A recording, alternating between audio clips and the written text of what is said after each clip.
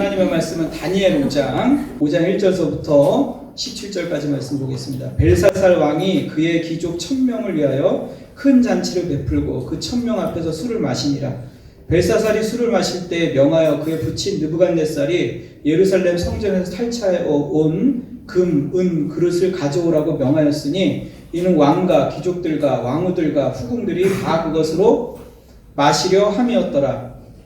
이에 예루살렘 하나님의 전 성소 중에서 탈취해 온 금그릇을 가져오매 왕이 그 귀족들과 왕후들과 후궁들과 더불어 그것으로 마시더라. 그들이 술을 마시고는 그 금, 은, 구리, 새, 나무, 돌로 만든 신들을 찬양하니라. 그때 사람의 손가락들이 나타나서 왕궁 촛대 맞은편 석회벽에 글씨를 쓰는데 왕이 그 글자 쓰는 손가락을 본지라. 이에 왕의 즐기던 얼굴빛이 변하고 그 생각이 번민하여 넓적다리 마디가 녹는 듯하고 그의 무릎이 서로 부딪힌지라. 왕이 크게 소리질러 술객과 갈대아 술사와 점쟁이를 불러오게 하고 바벨론의 지혜자들을 말하되 누구를 막론하고 이 글자를 읽고 그 해석을 내게 보이면 자주색 옷을 입히고 금사슬을 그의 목에 걸어주리니 그를 나라의 셋째 통치자로 삼으리라 하니라. 그때 왕의 지혜자가 다 들어왔으나 능히 그 글자를 읽지 못하며 그 해석을 왕께 알려주지 못하는지라. 그러므로 벨사살 왕이 크게 번민하여 그의 얼굴빛이 변하였고 귀족들도 다 놀라니라. 왕비가 왕과 그 귀족들을 말로 말미암아 잔치하는 궁에 들어왔더니 이에 말하여 이르되 왕이여 만수무강하옵소서. 왕의 생각을 번민하게 하지 말며 얼굴빛을 변할 것도 아니니이다. 왕이 나라에 거룩한 신들의 영이 있는 사람이 있으니 곧 왕의 부친 때에 있던 자로서 명철한 총명과 지혜가 신들의 지혜와 같은 자니이다. 왕의 부친 느부갓네살 왕이 그를 세워 박수와 술객과 갈대아 술사와 점쟁이의 어른을 삼으셨으니 왕이 벨드사살이라 이름하는 이 다니엘은 마음이 민첩하고 지식과 총명이 있어 능히 꿈을 해석하며 은밀한 말을 밝히며 의문을 풀 수 있었나이다. 이제 다니엘을 부르소서. 그리하시면 그가 그 해석을 알려드리리이다 하니라. 이에 다니엘이 부름을 받아 왕의 앞에 나오매 왕이 다니엘에게 말하되 내가 나의 부왕이 유다에서 사로잡아 온 유다 자손 중에 그 다니엘이냐. 내가 내게 대하여 들은즉 내 안에는 신들의 영이 있으므로 내가 명철과 총명과 비상한 지혜가 있다 하도다. 지금 여러 지혜자와 술객을 내 앞에 불러다가 그들에게 이 글을 읽고 그 해석을 내게 알게 하라 하였으나 그들이 다 그 해석을 내게 보이지 못하였느니라. 내가 내게 대하여 들은즉 너는 해석을 잘하고 의문을 푼다 하도다. 그런즉 이제 내가 이 글을 읽고 그 해석을 내게 알려주면 내게 자주색 옷을 입히고 금사슬을 내 목에 걸어주어 너를 나라의 셋째 통치자로 삼으리라 하니 다니엘이 왕에게 대답하여 이르되 왕의 예물은 왕이 친히 가지시며 왕의 상급은 다른 사람에게 주옵소서. 그럴지라도 내가 왕을 위하여 이 글을 읽으며 그 해석을 아뢰리이다. 아멘. 자, 세상을 이기는 성도의 신앙이라는 제목으로 하나님의 말씀을 나누겠습니다. 여러분, 우리는 여러분 인격적인 존재예요. 사람은 인격적 존재입니다. 그 말은 사람은 지정의가 있다는 거예요. 근데 이 지정의, 생각하고 또 감정을 느끼고 의지적인 결단을 하고 행동하고 이런 모든 이 지정의가 균형 있게 서 있어야 사람은 행복합니다. 이것이 깨지면 사람은 행복할 수 없어요. 근데 이 지정의를 우리가 온전히 회복할 수 있는 길은 하나님의 영이에요. 여러분, 예배를 통해서 하나님께서 여러분의 영을 회복시킵니다. 여러분의 생각을 만지시는 거예요.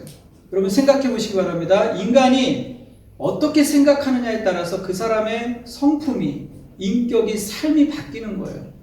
여러분, 믿는다는 행위 자체도 우리의 생각의 변화를 통해서 오는 거예요. 믿습니까? 그렇기 때문에 하나님께서 여러분에게 생각을 바꾸십니다. 그래서 성경에 계속 얘기하는 게 뭐예요? 물을 지킬 만한 것보다 내 마음을 지켜라. 생명의 근원이 여기서 난다. 얘기하면서 여러분, 마음의 생각, 이 생명이 마음에 있다는 거예요. 그러니까 이 하나님의 영이 들어오는 통로도 바로 생각입니다, 여러분.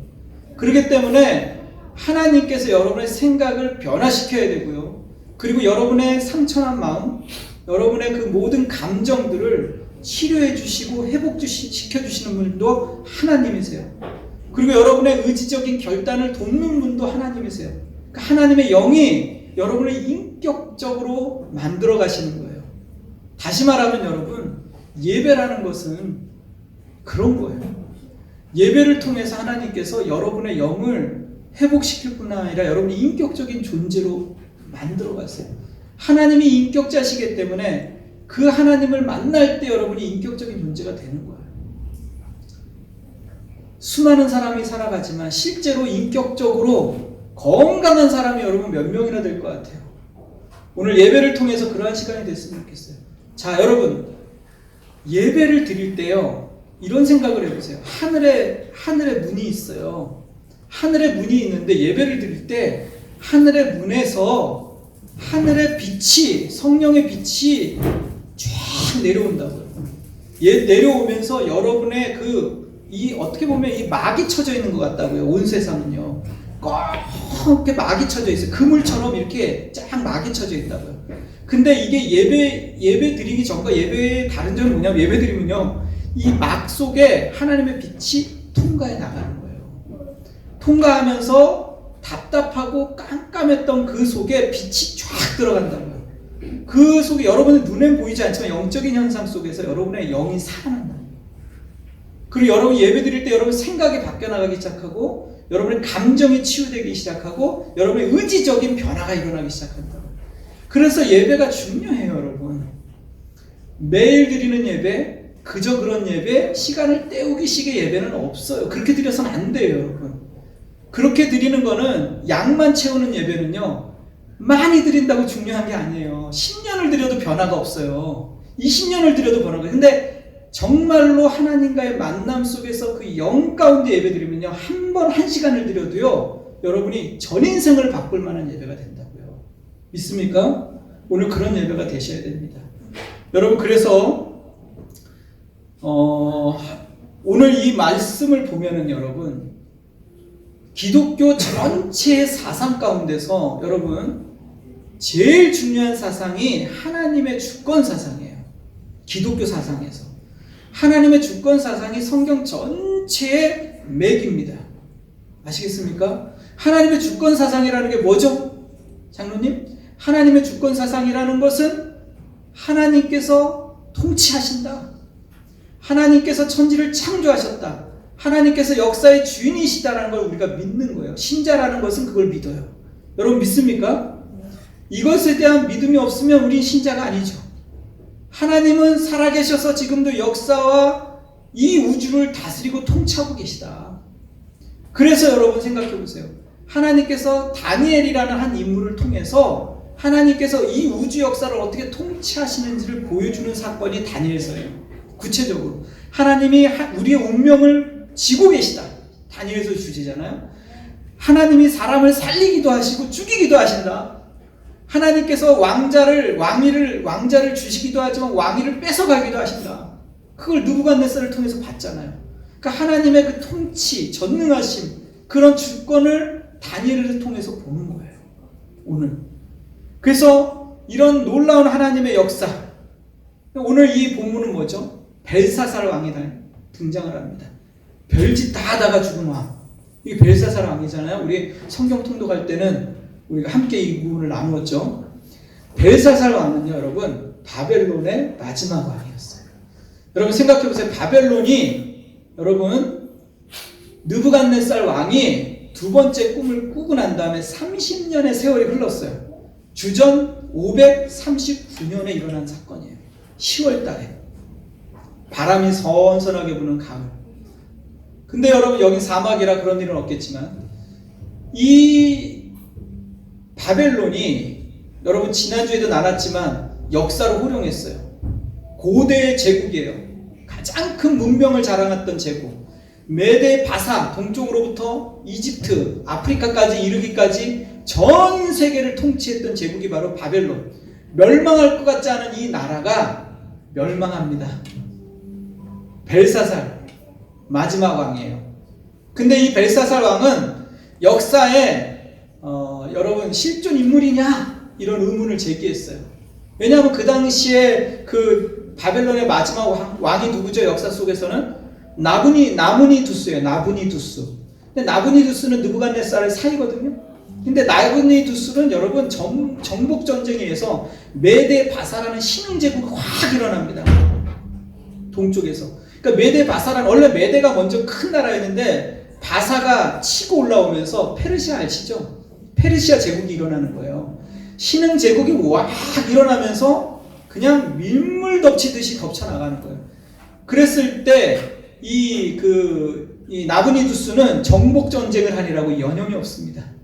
그래서 정복 전쟁에서 전쟁터에서 그냥 살아가는 거예요. 궁에 들어올 시간이 없어요. 그래서 그의 아들인 벨사살에게 분봉왕처럼 왕권을 맡기는 겁니다. 그래서 고고학 문헌에 보면 벨사살이 실존 인물이라고 등장을 합니다, 여러분. 그래서 이 벨사살 왕이 실제로는 뭐라고요? 나부니두스가 왕이지만 실제로 그 도성을 지켰던 왕은 누구라고요? 벨사살이에요. 그래서 이 벨사살 왕이 그 당시에 이렇게 통치를 하고 있는데 보면은 여러분 이것이 10월경에 아까도 말했지만 20만의 페르시아 군대가 메데 바사 군대가 쳐들어오는 거예요. 바벨론을 향해 진격해요. 영원히 멸망할 것 같지 않은 이 큰 성 바벨론을 향해서 진격해 오는데 이때 이 나부니두스는요 패전하고 도망칩니다. 어디로 간지 몰라요. 도망가고 이때 성을 향해서 진격해 오면서 성이 에워싸이는 거예요. 그런데 여러분 중요한 건 뭐냐면 이때 뭐예요? 이 왕은 벨사살 왕은 1절 2절 한번 보세요. 벨사살 왕이 그의 귀족 1000명을 위하여 큰 잔치를 베풀고 그 1000명 앞에서 술을 마시니라. 이런 짓을 하고 있는 거예요. 1000명의 VIP를 초청을 한 거예요. 귀족들을, 전국에 있는 귀족들을 다 불러 모으고 지금 여기서 술판을 벌이는 거예요. 술판을. 근데 여러분 이 성이 그러니까 이 벨사살 왕이 왜 이런 일을 했을까요, 여러분? 이 벨사살의 생각 속에서는 바벨론은 멸망하지 않는다. 우리의 이 도성이 어떤 도성인데 멸망을 하냐? 그 앞에 그림 한번 보여주세요. 이 앞에 그림. 이 도성을 보면요, 여러분 이게 이렇게 그러니까 조감도를 짧게 이렇게 보여줘서 그렇지만 저 옆에가 이게 유프라테스 강을 끌어들여서요 도시 한복판으로 이 강이 간통하게 만들었어요. 끌어들였다고요. 운하를. 그리고 양 옆으로 다이아몬드처럼요 바둑판으로 도시를 만들었거든요. 양 옆으로 이 물이 운하가 흐르게 만들었어요. 그래서 적군이 쳐들어와도요 이 물이 20m인데 여기를 넘어오지 못하도록 한 거예요. 요새를 만든 거죠. 이 성이 여러분 저렇게 보이지만 둘레가 몇인 줄 알아요? 180km가 넘어요. 그러니까 서울에서 평택까지예요. 상상이 되십니까? 그래서 그 큰 성 바벨론이라고 그러는 거예요.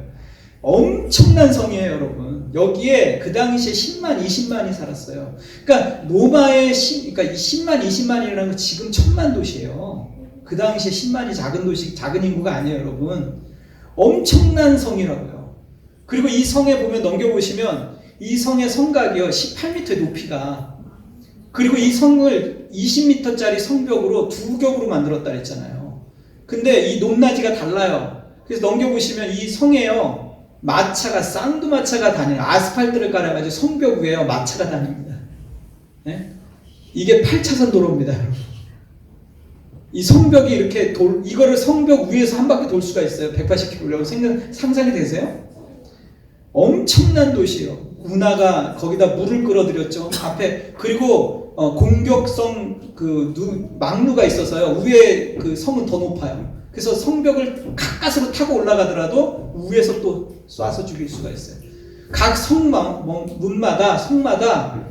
비밀 무기가 장착돼 있어서요. 적들이 오면은 무기가 다 무기로 소멸시킬 수 있는. 그러니까 천의 요소죠. 이런 요새고 그다음 이 요새는요 20년 동안 먹을 수 있는 식량이 비축되어 있습니다. 성에. 그러니까 주변이 사막이잖아요. 어떠한 적들이 쳐들어오더라도 이 성은 함락되지 않는다. 역사 속에서 함락되지 않았어요 그동안. 그렇기 때문에 오더라도 20년 동안 버틸 수가 있는 거예요. 그러니까 사막 한가운데서 먹을 것이 떨어진 적군들이 어떻게 되겠어요? 다시 가겠죠. 그러니까 이것을 믿고 벨사살 왕은 여기서 뭐 했다고요? 술판을 벌이기 시작한 거예요. 코앞에 닥쳐올 위기가 눈앞에 있음에도 불구하고 전혀 인식하지 않는 거예요. 이 성은 무너지지 않는다. 그리고 무의들을 부르고 그 다음에 거기 고관들을 불러서 1000명의 VIP들과 함께 뭐라고요? 술판을 벌이고 난장판을 벌이고. 여기 무의들을 불렀다는 건 뭐예요? 바벨론의 술판은요 난잡합니다. 술과 무의들과 음란함과 짬뽕이 돼가지고 그런 술판을 벌린 거예요. 내일 멸망할 줄도 모르고 이렇게 술판을 벌이면서 자기의 위세를 자랑하는 거예요. 이게 여러분 인생이에요. 노아 홍수 때 어떻게 했죠? 사람들이 멸망할 줄 몰랐어요. 먹고 마시고 즐겼어요. 소돔과 고모라가 멸망할 때 불이 그 성에 떨어졌을 때 그날 밤에 뭐 했습니까?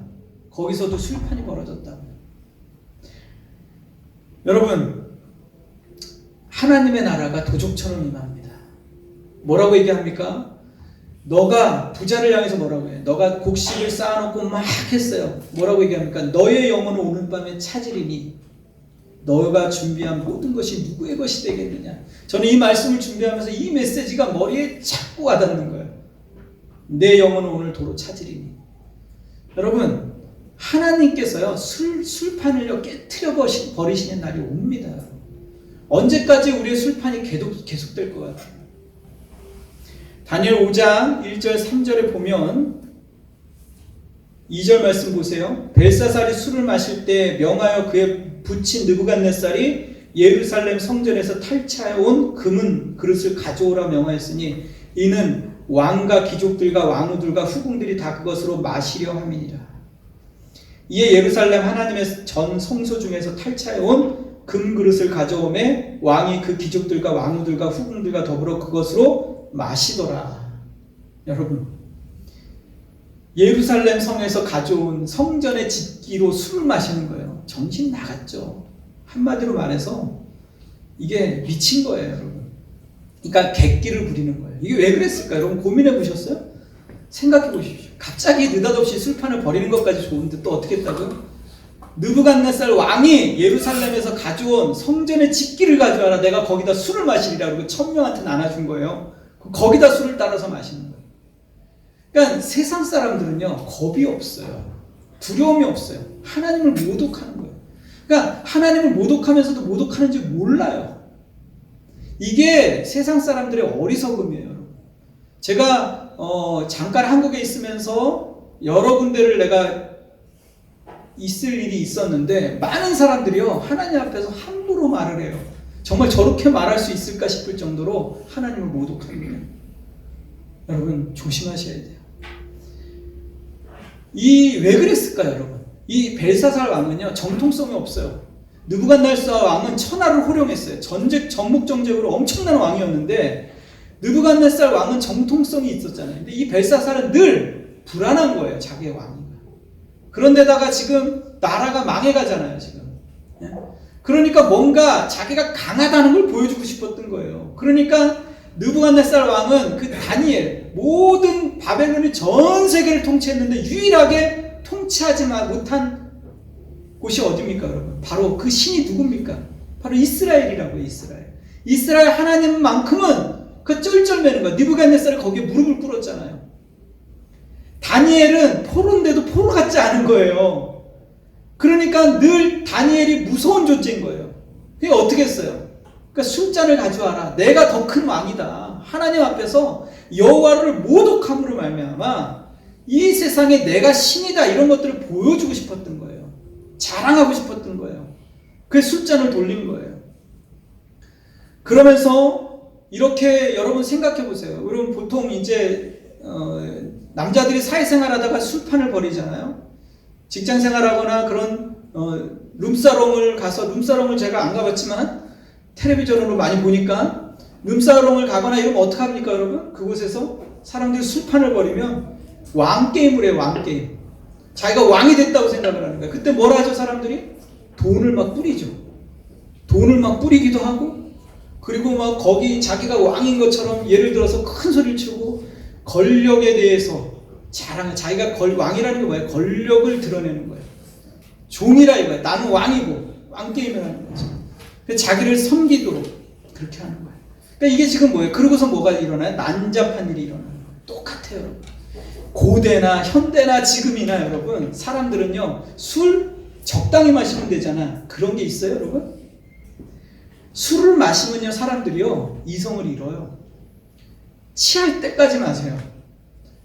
여러분, 얼마 전에 6세 아이가 햄버거집 앞에서 직사했어요. 자, 가다가 물론 병원에 옮기다가 죽었지만, 알죠, 여러분? 뉴스에 나온 거. 9시간 전에, 어저께. 왜 그랬죠? 술 먹은 사람이 낮술 먹고 조기축구하고선 낮술 먹고선 취해가지고 차를 몰고선 그냥 직진해서 가버린 거예요.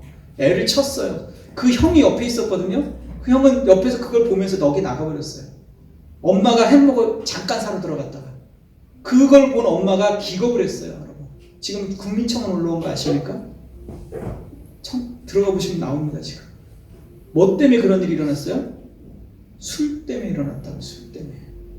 얼마 전에도 택시기사 3명이 여성을 성폭행했어요.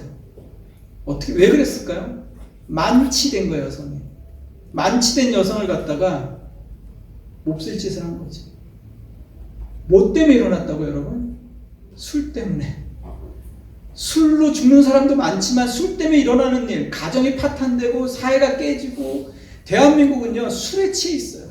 지금 흥청망청 무의를 즐기고 파티를 즐기고 왕인 것처럼 자신이 뭔가 된 것처럼 술만 마시면은 권력에 대해서 자랑하기 시작해요. 자신이 없던 일들이 막 일어나기 시작해요. 왜 이런 일이 일어납니까, 여러분? 정상이라고 생각하십니까? 지금 사람들은요, 영원하지 않은 것에 자기의 삶을 드리는 거예요, 여러분. 여러분, 생각을 하셔야 됩니다.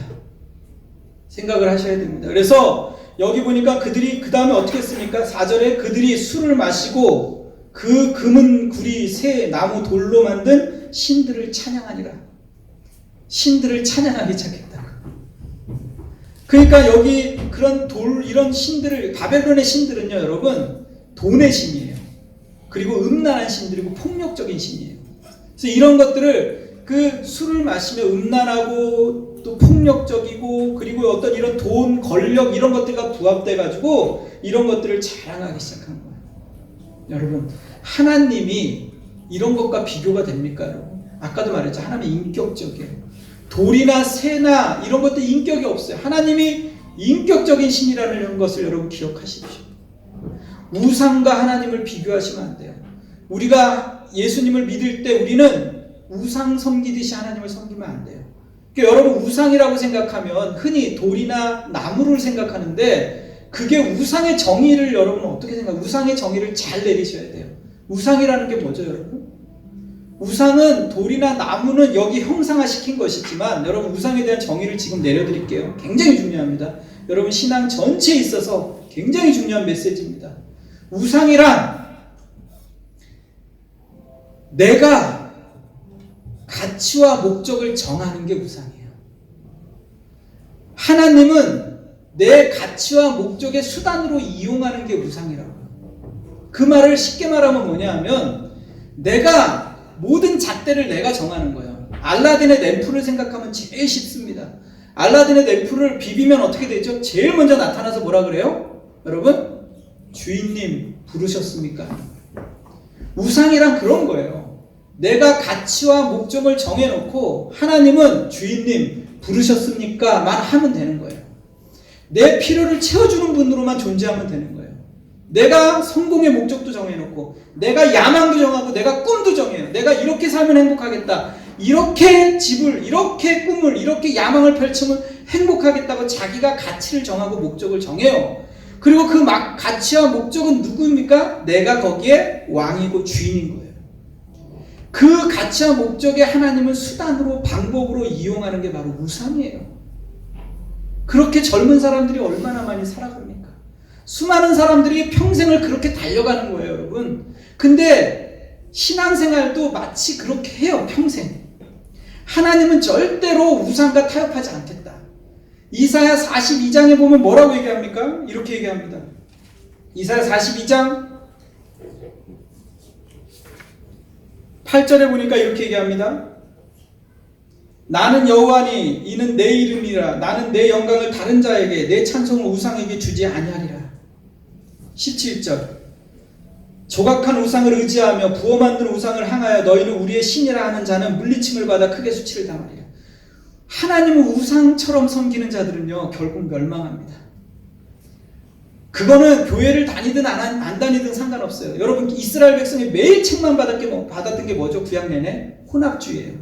혼합주의는 뭐죠? 하나님도 섬기고 바알도 섬기는 거예요. 하나님을 안 믿은 게 아니에요. 교회도 다니고 하나님도 믿었어요. 그러나 바알도 믿었다고요. 하나님도 예배하지만 세상의 바벨론도 예배했다고요.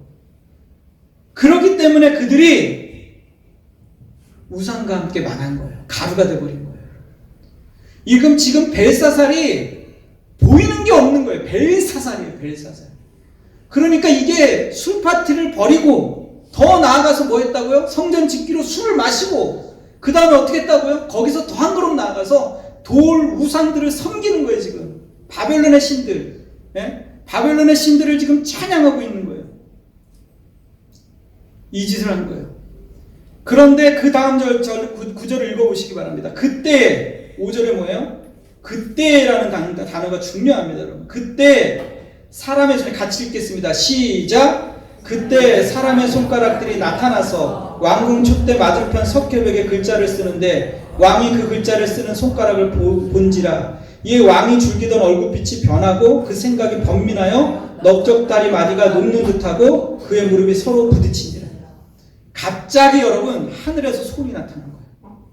그리고 난 다음에 이 석회벽에, 이 바벨론의 석회벽에 땅! 땅! 땅! 하고 글씨가 써져.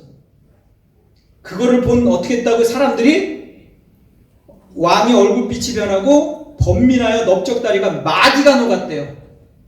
오금이 저린 거예요. 여러분 글씨로도 사람을 공포를 줄 수 있죠. 글씨가 얼마나 무서운지 아시죠? 생명록에 내가 봤는데 글씨 거기 생명책에 내 이름이 없어요. 얼마나 공포스럽겠습니까? 지옥 생명책이 딱 지옥에 있는 명단을 짝정했는데 거기 내 이름이 꽝! 꽝! 꽝! 써져 보세요. 무서운 거예요. 평생을 살았는데 지옥의 그 책에 내 이름이 기록됐다고 생각해보세요. 여러분 이 글씨라는 건 무서운 겁니다. 여러분 하나님은 말씀으로 세상을 창조하셨어요. 여러분 근데 이 바벨론의 석회벽은 뭐예요? 이 사람들이 자신의 업적을 그리는 문양들, 그림들, 글씨들로 가득 찼잖아요. 하나님이 그날 지워버리는 거예요. 너의 업적을 다 지워버리고 그 다음 어떻게 해요? 거기다가 글씨를 쓰는 거예요. 한 글자 한 글자 빵. 그랬더니 이 모든 1000명의 이 사람들이 사시나무가 되듯이 벌벌벌 떠는 거예요. 그리고 왕은 얼굴빛이 변하고 무릎에서 넓적다리가 녹는 듯한 느낌을 받은 거예요. 걸음을 못 걷는 거죠. 주저앉아버려요. 여러분 하나님만이 이 술판을 깨트리십니다. 우리의 나라가 영원하지 않아요. 여러분의 젊음이 영원하지 않아요. 여러분 하나님의 나라가 곧 임해요. 여러분의 호흡이 언제까지 날숨 들숨이 계속될 거라고 생각하십니까? 사람들은요 정말 단순하죠. 여러분 생각해 보시기 바랍니다. 강건하고 힘이 있다고 생각하지만 그 힘이 언제까지 갑니까? 여러분 여기서 하나님만이 그 일을 하시는 거예요. 그래서 이 사람이 어떻게 하냐면 벨사살이 술객과 갈대아 술사 점쟁이들 다 불러옵니다. 그리고 이거를 해석하라고 합니다. 아무도 못하죠. 하나님이 영적인 계시로 준 걸 사람이 풀어낼 수 있어요.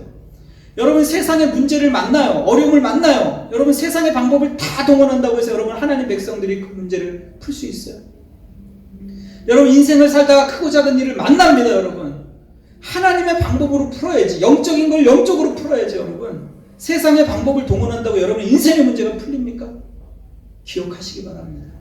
하나님 앞에 엎드리는 게 제일 빠른 길이에요. 여러분 하나님 앞에 나오는 길이 제일 빠른 길이에요. 여러분 언젠가는 우리가 즐겨하던 그 모든 것들이 끝날 날이 옵니다. 연애가 멈출 날이 온다고요. 그래서 여기 보니까 어떻게 됩니까? 이 느부갓네살의 그 며느리라고 해야 되나? 이 여왕이 왕비인데 이 왕비가 나타납니다. 그래서 이 왕비가 다니엘을 얘기를 하는 거예요. 다니엘. 느부갓네살 왕 때부터 민첩하고 지혜로운 자가 있다. 그를 불러라. 그래서 그를 부릅니다. 그래서 그가 다니엘이 그때 이제 나타나는 거예요. 다니엘이 등장을 합니다. 역사 속으로 다니엘이 등장합니다. 여러분 이때 다니엘 나이가 몇인지 아세요? 82세요. 82세. 노장입니다. 30년을 운둔 생활을 하는 거예요. 나름대로. 그 다니엘이 오랫동안 그 느부갓네살 왕과 여러 왕들과 함께 했는데 잠시 초야에 묻혀서 지냈어요. 왜냐하면은 아마 여러 왕들이 교체되면서 느부갓네살 왕이 중용했지만 그 다니엘이 두려웠던 것 같아요. 그래서 다니엘이 다시 역사 속에 등장을 합니다. 여러분 생각해 보세요. 다니엘이 나타났어요. 그러면서 13절 보세요. 왕이 이렇게 얘기합니다. 이에 다니엘이 부름을 받아 왕의 앞에 나오매 왕이 다니엘에게 말하되 내가 나의 부왕이 유대에서 사로잡아온 유다 자손 중에 그 다니엘이냐? 이렇게 얘기합니다. 너가 포로냐? 이 말은 뭐냐면 다니엘을 얕잡아 보기 위해서 얘기하는 거예요. 네가 포로 중 한 사람 아니냐? 이렇게 얘기하는 거예요. 여러분 다니엘이 80 노인입니다. 그러면서 그가 나타나서 이렇게 뭐라고 얘기하냐면 보세요. 16절을 보세요. 이렇게 얘기합니다. 내가 내게 대하여 들은즉 너는 해석을 잘하고 의문을 푼다 하도다. 그런즉 이제 내가 이 글을 읽고 그 해석을 내게 알려주면 내게 자주색 옷을 입히고 금사슬을 내 목에 걸어주어 너를 나라의 셋째 통치자로 삼으리라. 내가 너에게 금사슬을 걸어주고 너를 나라의 셋째 통치자로 삼고 뭔 말하는 거죠 지금? 다니엘을 해유하고 있는 거예요. 내가 너에게 포로로부터 놓여지게 하겠다. 지위를 주고 명성을 주고 권력을 주겠다 이렇게 얘기하는 거예요. 그럴 때 다니엘의 17절에 이렇게 얘기를 합니다. 다니엘이 왕에게 대답하여 이르되 왕의 예물은 왕이 친히 가지시며 왕의 상급은 다른 사람에게 주옵소서. 뭔 말입니까? 그거 너나 가져. 너나 가져 이렇게 얘기하는 거예요. 말씀을 정리합니다. 지금 다니엘의 나이가 80이 넘었어요. 그런데 다니엘은 10대 때 바벨론에 끌려왔을 때나 동일해요. 이게 하나님의 사랑이에요. 다니엘을 보세요. 10대 때 그가 뜻을 정했어요. 온 도성이 느부갓네살 왕을 섬겼을 때 그가 뜻을 정하고 하루에 3번씩 하나님 앞에 예배드렸어요. 예배를 멈추지 않았다고요. 뜻을 정한다는 것은 대가 지불을 한다는 거예요. 생명을 걸어야 될 순간이 올 수도 있는 거예요, 여러분. 지금 다니엘이 지금 80 노인이 돼서 호랑이처럼 그곳에 등장을 한 거예요. 1000명 앞에 섰다고 생각해 보세요. 여러분 각각이 다니엘이라고 생각해 보세요. 1000명이 있어요. 고관대자. 머리 좋은 사람은 거기 다 있는 거예요. 여러분 같으면 그 위험 앞에 여러분이 사시나무 녹듯이 녹지 않겠어요? 근데 다니엘은 오히려 당당합니다. 1000명 앞에서, 왕 앞에서 당당해요. 그리고 그 다니엘의 눈에서는 불이 나갔을 거예요. 아니 이 정신 나간 사람들이 하나님의 성전의 기물을 가지고 술판을 벌였단 말이야. 생각해 보세요. 이제 곧 멸망할 건데 다 알고 있었다고요. 다니엘은요. 이미 느부갓네살 왕을 통해서 예언을 받았잖아요. 다 알고 있다고요. 초야에 묻혀서 하나님 앞에 기도하고 있었을 거라고요. 언젠가 자기가 불릴 것을 알고 있었어요. 그 앞에 나가서 재물을 준다 그러는 거예요. 명예를 준다 그러는 거예요. 권력을 준다 그러는 거예요. 그게 눈에 들어왔겠냐고요, 여러분. 너나 가지시오 이런 거예요. 여러분, 하나님의 사람은요 용감합니다. 고기나 던져주면 그 고기 얻어먹으려고 헐헐 헐렁벌떡하는 개가 아니에요. 하나님의 사람. 세상의 것들을 던져준다고 해서 그것 때문에 자신의 이성을 잃어버리고, 여러분 다니엘이 만약에 그 술판에 1000명을 초청했는데 그 가운데 다니엘이 함께 술판을 벌이고 함께 술을 마시고 흥청거리고 있었다면 그런 영적 파괴가 나았겠습니까? 하나님의 백성은요 세상에 살지만 세상에 동요되지 않는 자예요. 세상 속에 있지만 어둠 속에 살아가지만 빛으로 살아가는 자가 하나님의 자녀라고요. 여러분 이 세상을 살아가는 데 있어서 여러분의 자녀들이 우리가 얼마나 많은 어둠 가운데 있습니까? 놓여져 있습니까? 이 세상 어둠 속을 걸어가는 것 같다고요. 그럼에도 불구하고 이 세상이 주는 권력, 이 세상이 주는 돈, 이 세상이 주는 명예에 동화되어 동화되지 않는 자가 신자라고 여러분. 거기에 내가 동화되고 그것이 마치 나에게 그 모든 전부를 줄 것 같처럼 그걸 섬기고 있는 한 나의 영적 파워는 나오지 않아요. 여기 다니엘의 영적 파워 여기서 나온 거예요, 여러분. 여러분 생각해 보시기 바랍니다. 그렇게 하고 그가 다니엘이 그렇게 섰을 때 하나님께서 역사 속에서 다니엘을 어떻게 하나님의 주권을 드러내는지 보십시오. 벨사살은 그날 밤 죽습니다. 그날 밤에 바벨론이 이 성을 넘어와요. 기가 막히게 넘어옵니다. 다음 주에 어떻게 넘어오는지 설명할 거예요. 하나님의 역사가 어떻게 펼쳐지는지 보십시오. 여러분 기억하셔야 됩니다. 사랑하는 성도 여러분, 여러분의 영혼은 하나님의 것입니다. 여러분의 육체도 하나님의 것입니다. 여러분의 지정의를 하나님이 회복시킬 수 있습니다. 여러분의 세상을 향해서 여러분이 만족을 구하는 한 여러분의 영혼은, 지정의는 행복할 수가 없어요. 깨어질 수밖에 없어요. 여러분의 영혼은 하나님만이 채울 수 있는 공간이 있다는 사실을 기억하셔야 돼요. 그래서 여러분 요한복음 16장 33절에 이렇게 얘기합니다. 이것을 너희에게 이루는 것은 너희로 내 안에 평안을 누리게 하려 함이라. 세상에서는 너희가 환난을 당하나 담대하라. 내가 세상을 이기었노라. 예수님께서 세상을 이겼다고요. 이 세상을 이기는 길은 예수 그리스도 안에 있는 거예요. 담대하시기 바랍니다. 이제 여러분 세상으로 가실 거예요. 여러분의 현장은 그대로 존재할 겁니다. 그대로 재정적인 어려움이 있을 수 있고 여러 가지 시험이 있을 수 있어요. 여러 가지 풀어야 될 숙제들이 있어요. 관계 어려움이 있을 수 있어요. 그러나 여러분 담대하십시오. 누가 함께 한다고요? 예수님이. 누가 힘을 준다고요? 예수님이. 누가 여러분을 지키신다고요? 예수님이. 여러분의 영과 혼과 육을 지키는 분이 계시다고요. 저들은 고하지만 우리는 아버지가 있고 저들은 함께 하는 자가 없지만 여러분은 편이 있다고요. 천군 천사가 여러분을 보호한다고. 이 말씀을 붙잡고 다니엘처럼 이 세상을 향해서 담대히 승리하며 나아가시기 바랍니다. 함께 기도하시겠습니다. 하나님 오늘 말씀을 통해서 우리에게 은혜를 주셔서 감사합니다. 다니엘이 80노장이지만 영적인 거인으로 이 왕 앞에 1000명의 VIP 앞에 섰던 것처럼 우리가 이 세상을 향해서 담대함으로 나아가게 도와주시옵소서. 코로나19 어려운 시간을 통과합니다. 그러나 이 어려운 시간이 우리의 영적인 근육을 단련시키는 시간이 되게 하시고 하나님의 자녀로서 오히려 빛이 드러나는 시간 되게 하시고 하나님의 영광이 드러나는 시간 되게 하시고 나를 겸손케 하는 시간 될 수 있도록 도와주시옵소서. 하나님의 온 땅의 주인이신 것을 오늘도 우리가 경험하며 찬양하며 높여드립니다. 주님을 찬양합니다. 경배합니다. 예수님의 이름으로 기도드렸습니다.